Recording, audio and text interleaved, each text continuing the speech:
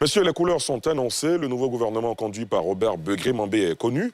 Une équipe de 34 membres marquée par des changements, des entrées stratégiques et des continuités assumées.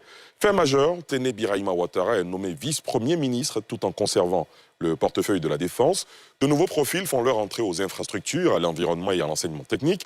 Pendant que plusieurs ministres clés sont reconduits à leur poste, des départs sont également enregistrés, notamment à l'agriculture, aux eaux et forêts, à l'hydraulique, alors que les ministères régaliens restent inchangés. On fait le point avec Salif Yalekoué, on en parle juste après.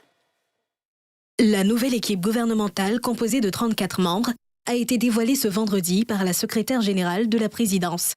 Elle est composée d'un vice-premier ministre, de 2 ministres d'État et 4 ministres délégués.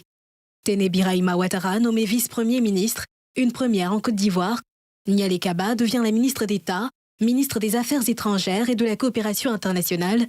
Quant à l'ancien ministre délégué au sport et du cadre de vie, il devient ministre des Sports. De nouveaux visages font leur entrée au sein de l'équipe gouvernementale.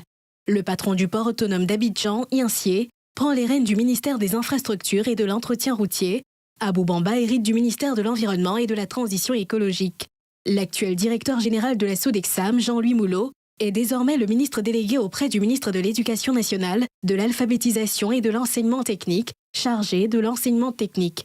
Aucun changement pour Adama Diawara, Amadou Koné, Françoise Remarque, qui conservent leurs postes respectivement à l'enseignement supérieur, au transport, à la culture. De même qu'au niveau de la communication avec Amadou Koulibaly et Mamadou Touré, qui s'occupera toujours de la promotion de la jeunesse. Comme ministre sortant, l'on note 4 départs, ceux de Kobénan Kwasi Adjoumani, le désormais ex-ministre de l'Agriculture, Tchak Baloran des Eaux et Forêts, et Bouaké Fofana, qui était au ministère de l'Hydraulique, et Adom Kakou Wadja Léon, l'ex-ministre des Affaires étrangères. Jean Sansan Cambilé reste à son poste en tant que garde des Sceaux, ministre de la Justice et des Droits de l'Homme. Le général Wagondo Diomandé est toujours le ministre de l'Intérieur et de la Sécurité.